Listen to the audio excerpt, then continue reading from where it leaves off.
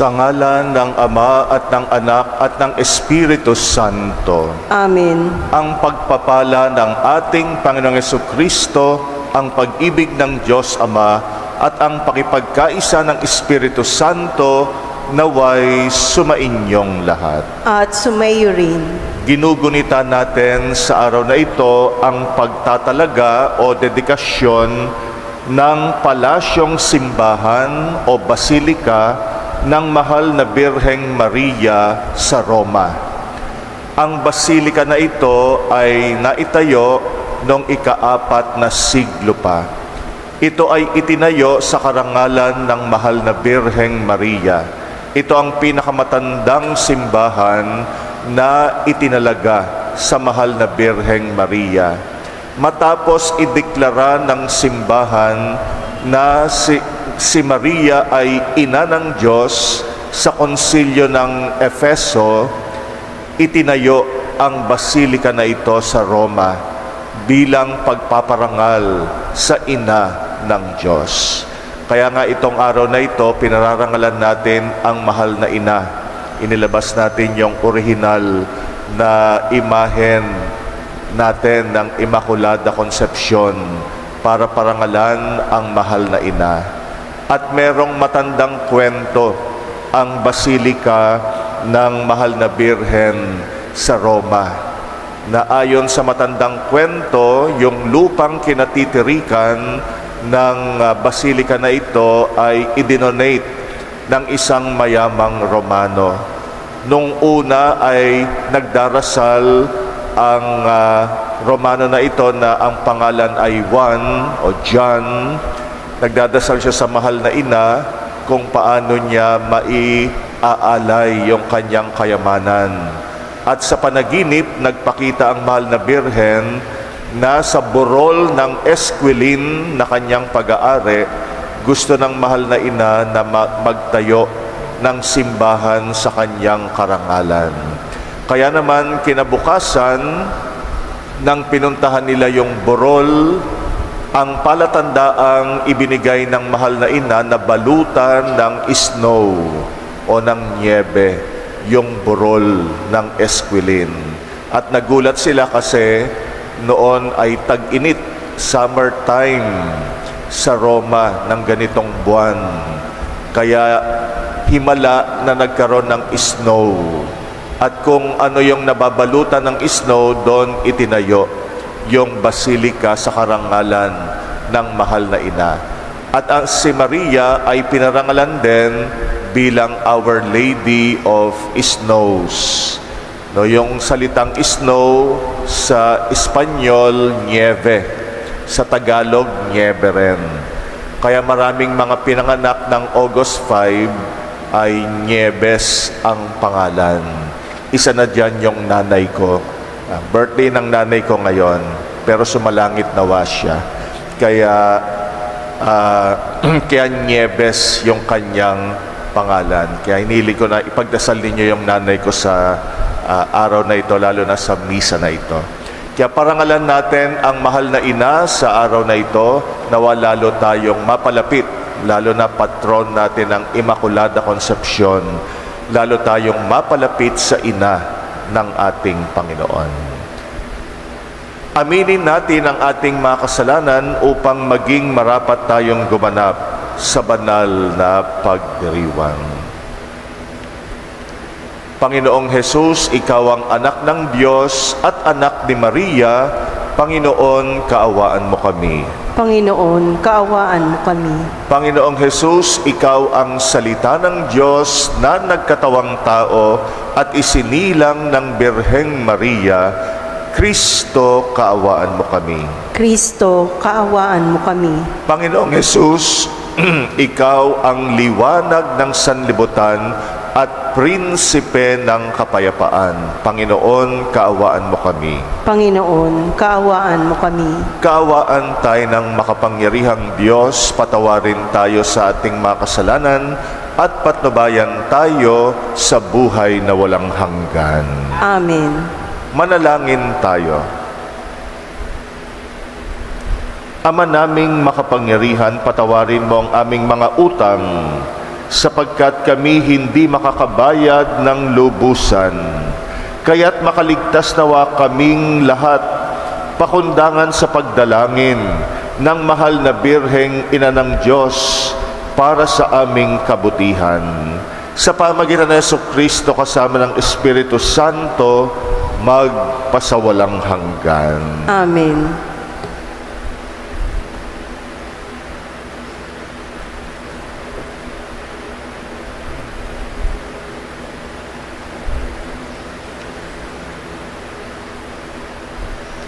Pagbasa mula sa aklat ni Propeta Jeremias. Nang taon ding iyon, ng ikalimang buwan, ng ikaapat na taon ng paghahari ni Sedekias sa Huda, si Jeremias ay kinausap ni Ananias, anak ni Propeta Asur ng Gabaon. Sila nooy nasa patio ng templo, sa harapan ng mga saserdote at ng mga tao. Ang sabi ni Ananias, "Ito ang sabi ng Panginoon, ang Diyos ng Israel. Winakasan ko na ang kapangyarihan ng hari sa Babylonia. Sa loob ng 2 taon ay ibabalik ko sa templong ito ang lahat ng kagamitan na kinuha ni Haring Nabucodonosor at dinala sa Babylonia. Ibabalik ko rin dito si Jeconias, anak ni Haring Joaquim ng Huda, at ang lahat ng biyag na taga-Huda na dinala sa Babylonia. Aalisin ko na kayo sa ilalim ng kapangyarihan ng Babylonia." Sinabi naman ni Propeta Jeremias kay Propeta Ananias, nang naririnig ng mga saserdote at lahat ng naroon sa patio ng templo, "Amen. Ganyan nga sana ang gawin ng Panginoon.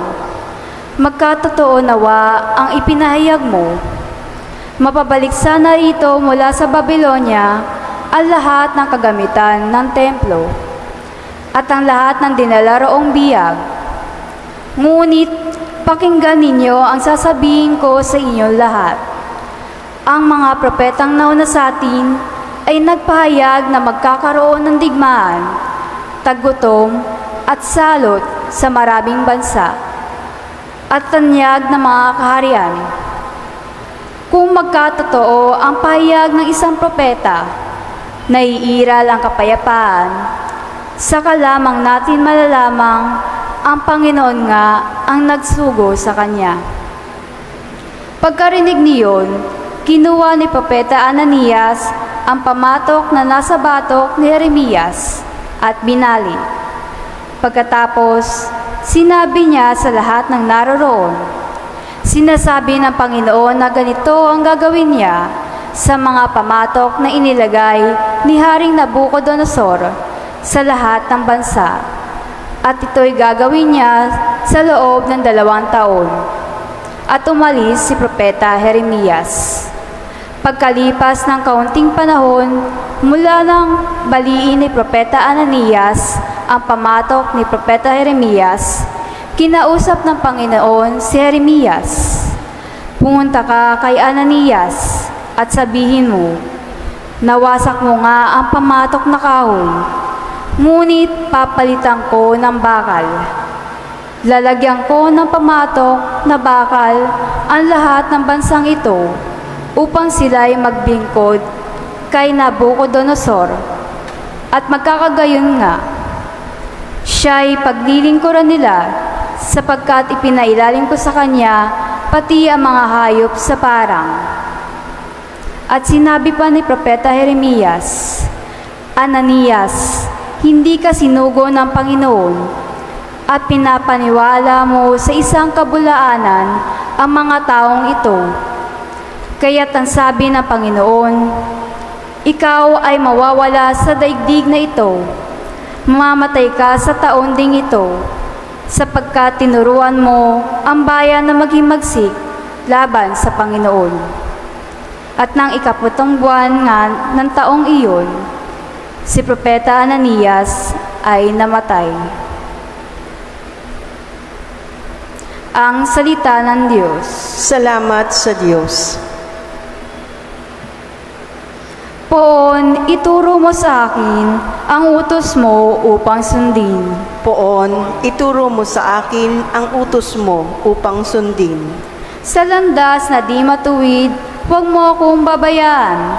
Pagkat ikaw ang mabuti, ituro ang iyong aral. Poon, ituro mo sa akin ang utos mo upang sundin. Tulungan mong ihayag ko yaong tunay na balita. Yamang sa iyong kahatulan, lubos akong may tiwala. Poon, ituro mo sa akin ang utos mo upang sundin. Sa akin ay magsilapit, ang sa iyo ay may takot. Maging yaong mga tao na alam ang iyong utos. Poon, ituro mo sa akin ang utos mo upang sundin. Sana'y lubos kong masunod ang buo mong kautusan, upang hindi mapayat, tamuhin ko ang tagumpay. Poon, ituro mo sa akin ang utos mo upang sundin. Nag-aabang ang masama upang ako ay mapatay, ngunit ako'y magbubulay sa bigay mong kautusan. Poon, ituro mo sa akin ang utos mo upang sundin. Hindi ako nagpabaya sa utos mo at tuntunin, pagkat ikaw ang guro ko na nagturo ng aralin. Poon, ituro mo sa akin ang utos mo upang sundin. Alleluia, Alleluia, Alleluia, Alleluia.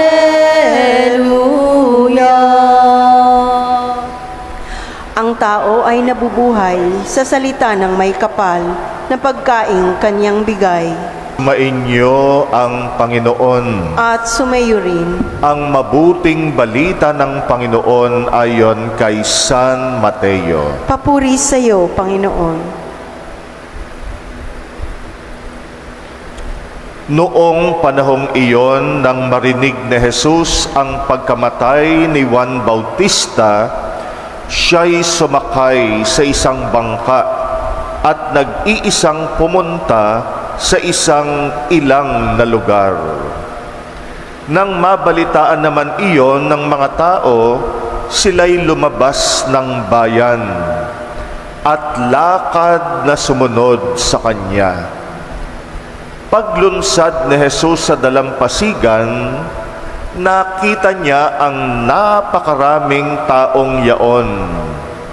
Nahabag siya sa kanila at pinagaling niya ang mga may sakit na dala nila. Nang dapit hapon na, ay lumapit sa kanya ang mga alagad. Sinabi nila, ilang ang pook na ito, at malapit nang lumubog ang araw. Papuntahin na po ninyo sa mga nayon ang mga tao upang makabili ng kanilang makakain. Hindi na sila kailangang umalis pa, sabi ni Jesus. Kayo ang magbibigay sa kanila ng makakain. Sumagot sila, 5 po ang tinapay at 2 ang isda natin. Dalhin ninyo rito, sabi niya. Pinaupo niya sa damuhan ang mga tao. Kinuha ang 5 tinapay at 2 isda. Tumingala siya sa langit at nagpasalamat sa Diyos. Pinagpira-piraso niya ang mga tinapay at inutos sa mga alagad na ipamigay iyon sa mga tao. Kumain silang lahat at nabusog. Tinipon ng mga alagad ang lumabis at sila'y nakapuno ng 12 bakol ng pira-pirasong tinapay. May 5,000 lalaki ang kumain, bukod pa sa mga babae at mga bata.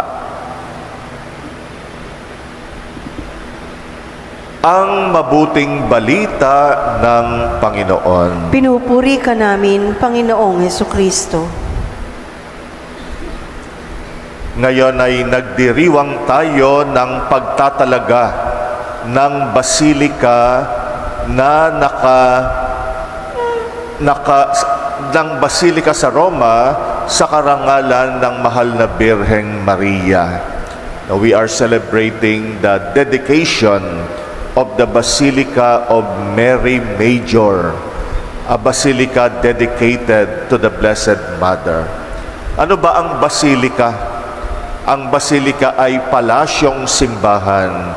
Ito ay simbahan na nakatalaga para sa mahal na Birhen. At ano ba ang simbahan? Ang simbahan hindi lang yung gusali. Ang simbahan ay tayo. We are the church. At ano ang definition ng simbahan? Ang simbahan ay sambayanan na sumusunod sa utos at kalooban ng Diyos. Church is a community who follows and fulfills the will of God. Kaya ganon ang definition ng simbahan. Ang mga pahiwatig ng simbahan ay nakita na natin sa lumang tipan pa, sa bayan ng Israel. Ang Israel ay pangitain ng darating na simbahan. Israel is the foreshadowing of the future church. Kaya ang hamon sa bayang Israel, tuparin ang utos at kalooban ng Diyos para sila ay maging bayan ng Diyos. Pero maraming pagkakataon na naging suwail ang Israel. Kaya naman maraming mga hindi magandang nangyari sa kanila, katulad ng sinakop sila ng mga banyaga at itinapon sa ibang bansa sa Babylonia. Yung ating unang pagbasa ngayon ay isang propesiya, isang hula sa pamagitan ni Jeremias na ibabalik na ng Diyos ang kanyang bayan sa talagang lupa nila. Ito ay paglalarawan na muling titipunin ng Diyos ang kanyang bayang naging suwail. At ang muling imbitasyon ng Diyos sa kanyang bayan, sundin ang kanyang utos at kalooban. Yon ang pundasyon ng pagkakaisa ng sambayanan ng Diyos. Bagamat ang bayan ng Diyos laging nagkakasala, ang Diyos naman ay mapagpatawad at mahabagin. Kaya laging binibigyan sila ng pagkakataon na makapagbalik loob at matipon muli bilang bayan ng Diyos. Ganito rin ang may kita natin sa Ebanghelyo natin ngayon. Pagpaparami ng tinapay ni Jesus. Pagpapakain niya sa maraming mga tao na nangungulila na uuhaw sa salita ng Diyos at sa pagtupad ng kalooban ng Diyos. Yung pagpaparami ng tinapay ni Jesus ay pahiwatig muli ng banal na Eucharistia. Kaya ito ay foreshadowing the miracle of the multiplication of loaves is a foreshadowing of the sacrament of the Holy Eucharist. Kaya nga ang magiging talagang tinapay na bubusog sa atin ay si Jesus, ang tinapay ng buhay. At ano ang bunga ng Eucharistia? Ano ang bunga ng misa sa atin? Sa misa, lagi tayong natitipon bilang sambayanan ng Diyos. Sa misa, tayo ay nahihilom, tayo ay pinapatawad, tayo ay kinahahabagan muli ng Diyos. Tayo ay binibigyan ng pag-asa. Kaya nga sentro ng buhay natin bilang simbahan ang banal na misa.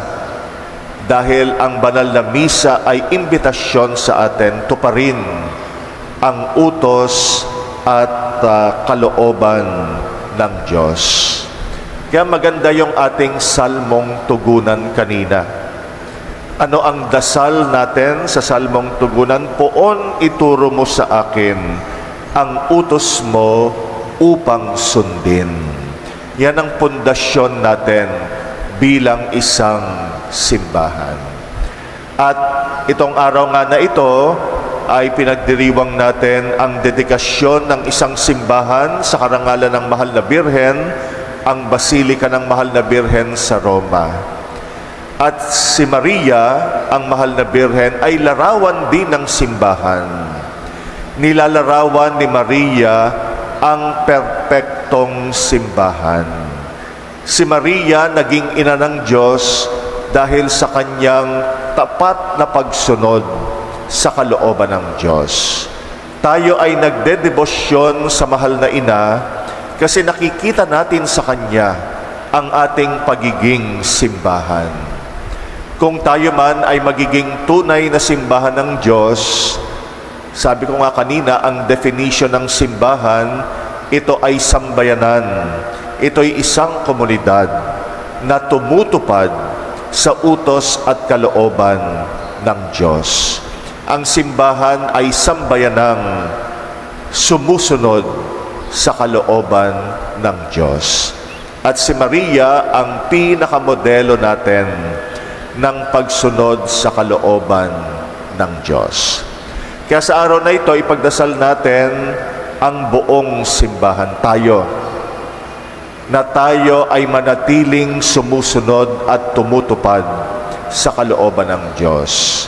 Katulad ng Israel, may mga pagkakataon na tayo ay sumusuway, lumalabag, nagiging suwail. Kaya naman tuwing magpapakita ang Mahal na Birhen sa lahat niyang aparisyon, ano ang mensahe ng Mahal na Birhen? Magbalik loob tayo kay Jesus. Yung conversion, reparation for all our sins. That is the constant message of the Blessed Mother. Kasi kung meron mang misyon ang Mahal na Ina sa mundong ito, ay maging inspirasyon natin siya at modelo ng pagiging simbahan.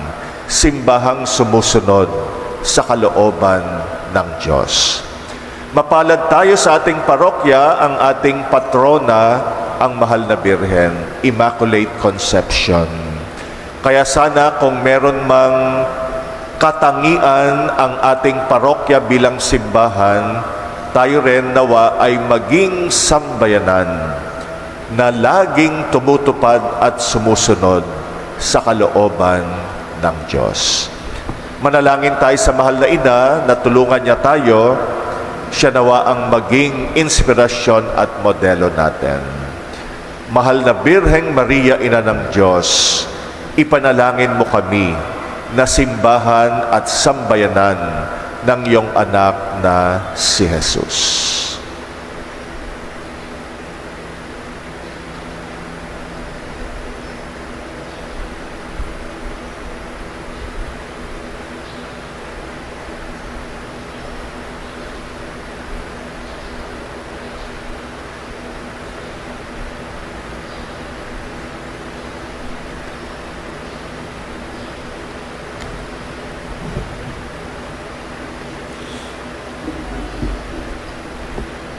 Natitipon tulad ng napakaraming tao sa Ebanghelyo na nagugutom sa salita ng Diyos, manalangin tayo ng may pananalig sa ating Amang nasa langit na hindi nagpapabaya sa kanyang sambayanan, sa kanilang pangangailangan. Ating itutugon, Ikaw ang aming tinapay, O Panginoon. Ikaw ang aming tinapay, O Panginoon. Ang simbahan sa buong mundo naway sumaksi sa salita at gawa sa pag-ibig at kalinga ng Diyos sa mga nagugutom at nangangailangan Manalangin tayo sa Panginoon. Ikaw ang aming tinapay, O Panginoon. Ang mga leader ng mga bansa na may pinanghahawakang matatayog na posisyon at malawak na kapangyarihan, naway tumulong na ipamahagi ang kayamanan ng daigdig, upang sa gayon, wala ni isang bansa ang malagay sa panganib ng pagkagutom. Manalangin tayo sa Panginoon. Ikaw ang aming tinapay, O Panginoon. Bilang isang komunidad, tayo naway maging mga kapwa, nababad sa panalangin at maging laging handa sa pagbibigay ng ating panahon at karunungan sa pagtulong sa mga naghahanap ng kahulugan sa buhay. Manalangin tayo sa Panginoon. Ikaw ang aming tinapay, O Panginoon. Ang mga may sakit at mga nagdurusa, naway makaranas ng nananatiling pag-ibig ng Diyos. Manalangin tayo sa Panginoon. Ikaw ang aming tinapay, O Panginoon. Ang mga tapat na yumao, naway masiyahan ng walang maliw sa walang hanggang hapag sa kalangitan. Manalangin tayo sa Panginoon. Ikaw ang aming tinapay, O Panginoon. Ipanalangin natin ang intensyon ng lahat ng ating mga kaparokyano na siyang intensyon ng pagdiriwang ng misa natin ngayon. Alalahanin din natin ang mga kapatid nating humihiling ng ating panalangin, lalo ang mga may sakit at mga may pinagdaraan ng mabigat sa kanilang buhay. Ipagdasal natin ang mga nakikiisa sa misa natin sa pamagitan ng online mass, lalo na rin ang mga may sakit na nasa kani-kanilang mga tahanan at mga nakatatanda nating mga kapatid. Tahimik din nating ipanalangin ang ating personal na kahilingan.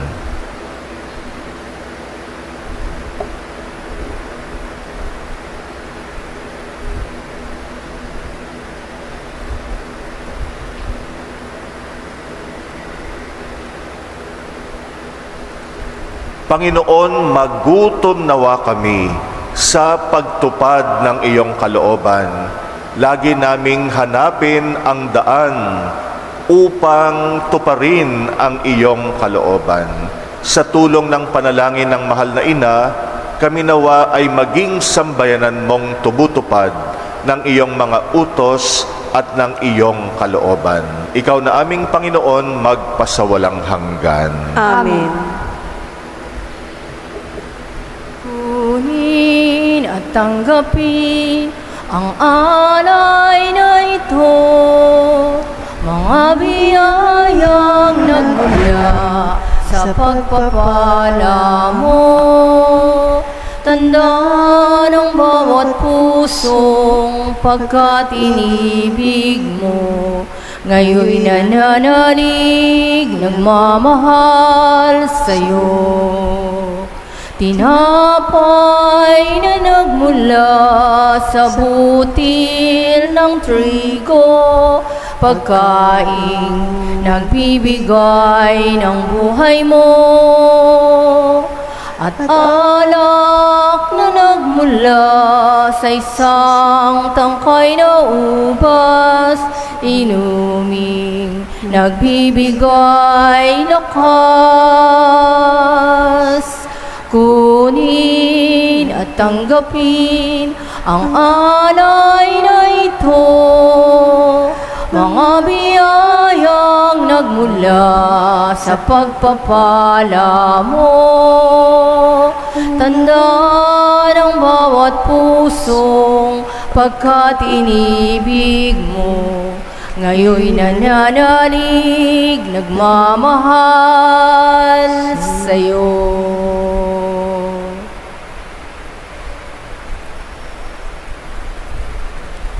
Manalangin kayo mga kapatid upang ang paghahain natin kalugdan ng Diyos amang makapangyarihan. Tanggapin nawa ng Panginoon itong paghahain sa iyong mga kamay, sa kapurihan niya at karangalan, sa ating kapakinabangan at sa buong sambayanan niyang banal. Ama naming lumikha, ang iyong nagkatawang taong anak ay tumulong nawa sa aming ginagawa upang siya na iniluwal ni Maria nang di bumawas kundi lalo pang nagpaganap sa pagkabirhen, ay magpagindapat na kalugdan mo ang aming paghahain sa kapagpapatawad ng mga kasalanan, sapagkat siya ang Panginoong kasama mo at ng Espiritu Santo magpasawalang hanggan. Amen. Sumainyo ang Panginoon. At sumayo rin, Itaas sa Diyos ang inyong puso at diwa. itinaas na namin sa Panginoon. Pasalamatan natin ang Panginoong ating Diyos. Marapat na siya ay pasalamatan. Ama naming makapangyarihan, tunay ngang marapat na ikay aming pasalamatan. Bukod mong pinagpalang maging ina ni Jesucristo, ang mahal na birheng nagpupurit nagagalak sa iyo. Ikaw ang gumawa ng tanang dakilang bagay, ikaw ang lumilingap sa lahat kailanman. Nilingap mo ang mahal na birhen bilang iyong abang alipin na iyong binigyan ng tungkuling kumalinga sa anak mong manunubos namin. Kaya kaisa ng mga anghel na nagsisiawit ng papuri sa iyo, nang walang humpay sa kalangitan, kami nagbubunyi sa iyong kadakilaan. Santo, Santo, Santo, Panginoong Diyos ng mga hukbo, napupuno ang langit at lupa ng kadakilaan mo. Hosana sa kaitaasan, pinagpala ang mga naparirito sa ngalan ng Panginoon. Hosana sa kaitaasan. Ama naming banal, ikaw ang bukal ng tanang kabanalan. Kaya't sa pamagitan ng iyong Espiritu, gawin mong banal ang mga kaloob na ito upang para sa amin ay maging katawan at dugo ng aming Panginoong Hesukristo. Bago niya pinagtisang kusang loob na maging handog, ginawa kanyang tinapay, pinasalamatan kanya, pinagati-hati niya yon, iniabot sa kanyang mga alagad at sinabi, tanggapin ninyong lahat ito at kanin. Ito ang aking katawan na ihahandog para sa inyo.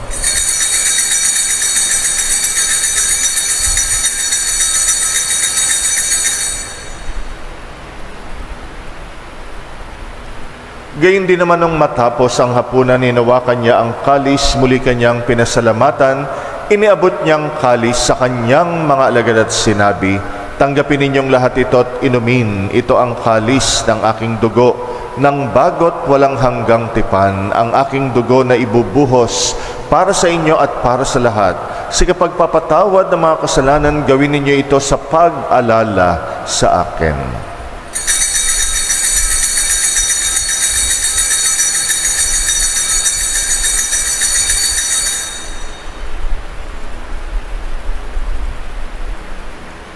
Ang misteryo ng pananampalataya. Si Kristo ay gunitahin, sarili ay inihain, bilang pagkait inuming pinagsasaluhan natin hanggang sa siya'y dumating. Ama, ginagawa namin ngayon ang pag-alala sa pagkamatay at muling pagkabuhay ng iyong anak. Kaya tinaalay namin sa iyong tinapay na nagbibigay buhay at ang kalis na nagkakaloob ng kaligtasan. Kami nagpapasalamat dahil kami yung minarapat tumayo sa harap mo para maglingkod sa iyo. Sinasamo namin kaming magsasalo sa katawan at dugo ni Kristo'y mabuklod sa pagkakaisa sa pamagitan ng Espiritu Santo. Ama, lingapin mong iyong simbahang laganap sa buong daigdig. Puspusin mo kami sa pag-ibig kay San Papa at ni Jose na aming obispot ng Tanang Kaparian. Alalahanin mo rin ang mga kapatid naming nahimlay na may pag-asang sila'y muling mabubuhay. Gayun din ang lahat ng mga pumanaw. Kawaan mo sila at patuloyin sa iyong kaliwanagan. Kawaan mo at pagindapatin kaming lahat makasalo sa iyong buhay na walang wakas, kaysa ng mahal na Birheng Maria na ina ng Diyos, ng kabiyak ng puso niyang si San Jose, kaysa ng mga apostol at ang lahat ng mga banal na namuhay dito sa daigdig ng kalugod-lugod sa iyo. May pagdiwang nawa namin ang pagpupuri sa ikrarangal mo sa pamagitan ng iyong anak na aming Panginoong Hesukristo. Sa pamamagitan ni Kristo, kasama niya at sa Kanya, ang lahat ng parangal at papuri ay sa iyo, Diyos amang makapangyarihan, kasama ng Espiritu Santo, magpasawalang hanggan. Amen. Amen. Amen. Amen.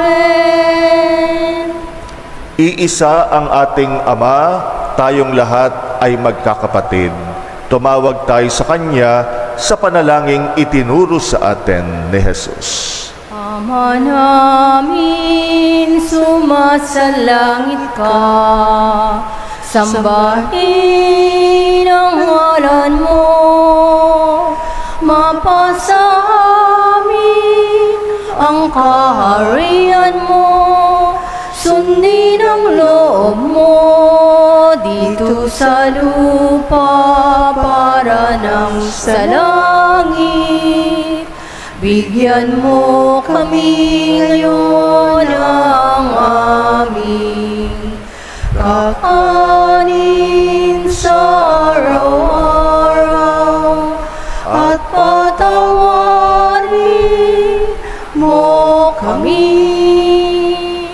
sa aming mga sala para ng pagpapatawad namin sa nagkakasala sa amin, at huwag mo kaming ipahintulot sa tukso, at iadya mo kami sa lahat ng masama.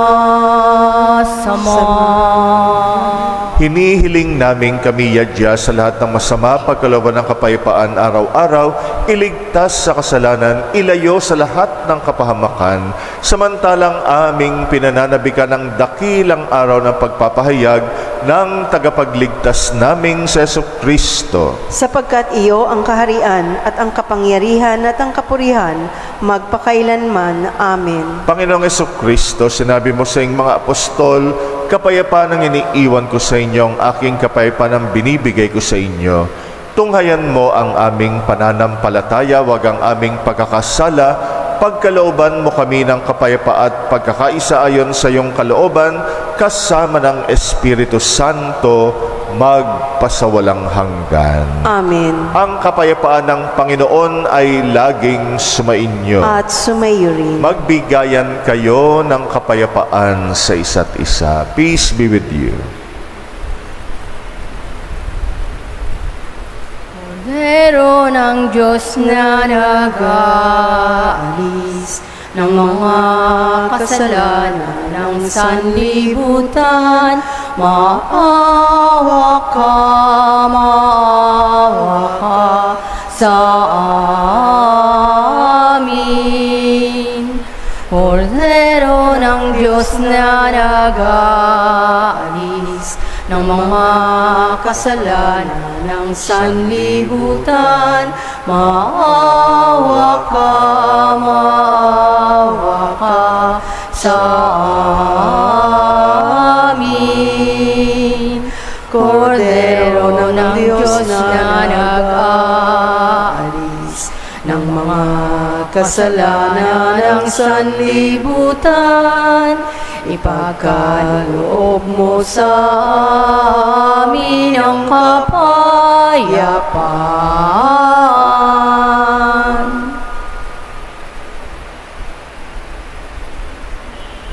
Narito ang ating Panginoong Jesucristo, ang tinapay ng buhay. Siya ang kordero ng Diyos na nag-aalis ng mga kasalanan ng sanlibutan. Mapalad ang mga inaanyayahan sa kanyang piging. Panginoon, hindi ako karapat-dapat na magpatuloy sa iyo, ngunit sa isang salita mo lamang ay gagaling na ako.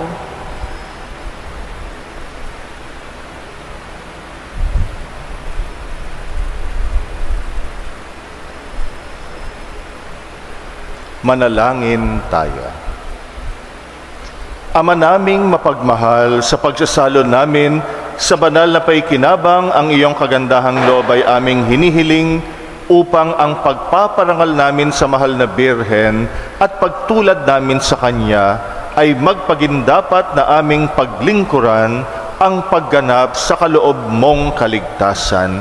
Sa pamagitan ng Jesucristo kasama ng Espiritu Santo, magpasawalang hanggan. Amen.